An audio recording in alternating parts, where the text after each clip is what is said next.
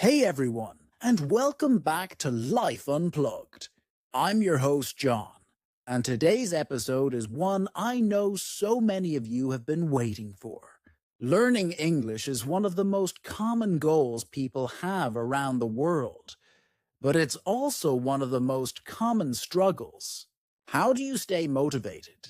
How do you actually improve without feeling stuck or overwhelmed?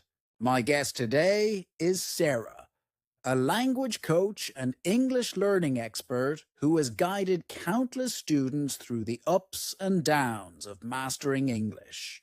She's passionate about making language learning practical, fun, and part of everyday life. Sarah, welcome to the show. Thank you, John. I'm really excited to be here. I've been teaching English for years, and I've also learned other languages myself, so I know exactly how it feels to be on both sides, as a learner and as a teacher. I can't wait to share some tips that hopefully will make the journey easier for your listeners. Fantastic. Let's dive in. Let's start at the very beginning. Mornings. For many people, mornings are busy, but you say mornings are actually a great time to work on English. How does that work? Yes, mornings are powerful. Your brain is fresh and ready to absorb new information. I always suggest learners start the day with something light but effective. For example, drink your coffee while listening to a short English podcast or song, review 5 to 10 vocabulary words. Or spend just 5 minutes reading an English article. It doesn't have to be long. Even 10 minutes in the morning sets a positive tone. It tells your brain, English is part of my day. That sounds manageable. Many people think they need hours of study every day, but you're saying small steps in the morning can make a difference. Exactly. Consistency beats intensity. 10 minutes every day is more powerful than 2 hours once a week. Your brain remembers better with short, regular contact. I love that. So after mornings, people move into their busy work or school days. How can they keep English learning alive during the day when life gets hectic? Great question. The trick is integration. Instead of separating study time from life time, try to combine them. For example, change your phone or social media language to English. Write your to-do list in English. If you're commuting, listen to an audiobook or music in English during lunch. Watch a short YouTube video or TED Talk. These little moments add up. Even if you don't understand everything, your brain is still learning patterns, sounds, and vocabulary. So it's not about perfection. It's about exposure and practice throughout the day. Exactly. Don't worry about understanding 100%. Think of it like background music. The more your ears hear English, the more natural it will feel later. That's encouraging. Now let's talk about evenings. You've said before that evenings are the best time for reflection. What does that look like in language learning?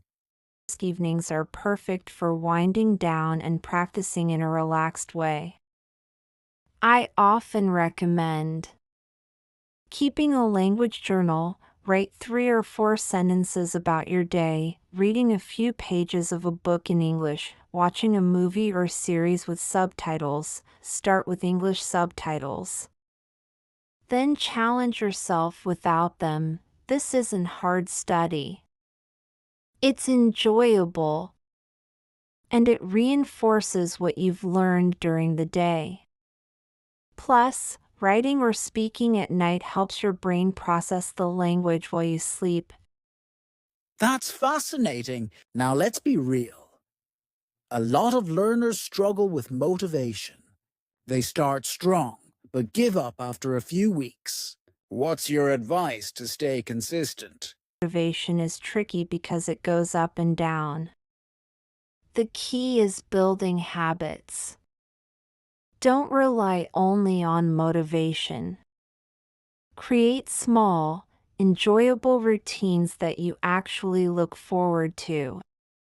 For example, if you love music, make an English-only playlist. If you love cooking, watch recipes in English. Connect learning to joy, not obligation. Also, don't forget progress is not always visible day to day.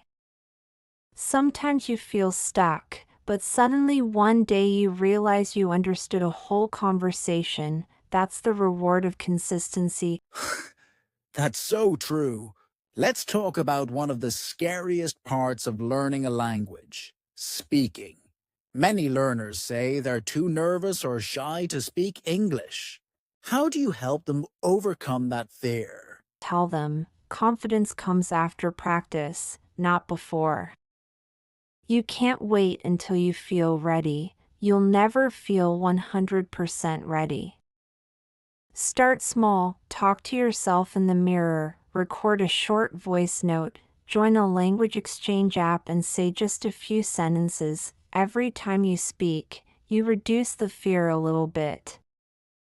And remember, mistakes are proof you're learning. Native speakers don't care if you're perfect. They're happy you're trying. That's such an important reminder. What about listening skills? People often say, I can't understand native speakers. They talk too fast. Yes, that's very common. The solution is to practice with different speeds and levels. Start with learner-friendly content, then move gradually to real conversations. At first, maybe you understand 40%, then 60%, then suddenly 80%. Also, don't panic if you don't understand every word. Focus on the main idea. Listening is about training your ear, not translating every sentence. Oh yeah, I love that. Focus on the message, not perfection. Now, Sarah, you've coached so many learners.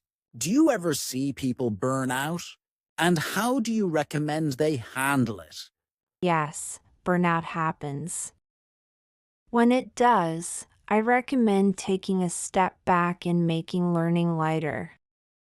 Watch a comedy show, listen to music, or even take a short break. Language learning should not feel like punishment.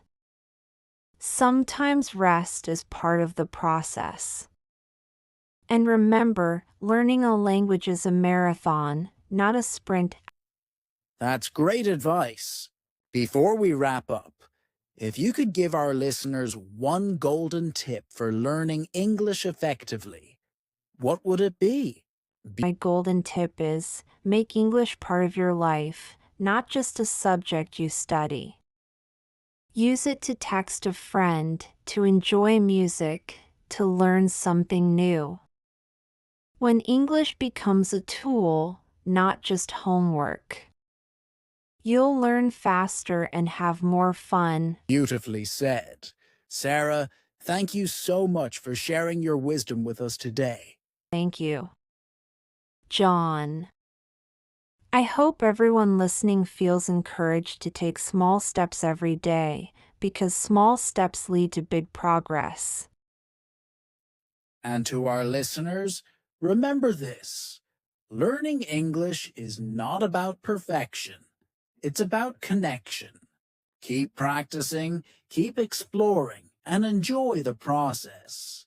If you enjoyed today's episode, don't forget to subscribe, share it with a friend, and check out the show notes for resources and tips from Sarah. Until next time, keep learning, keep growing, and keep living unplugged.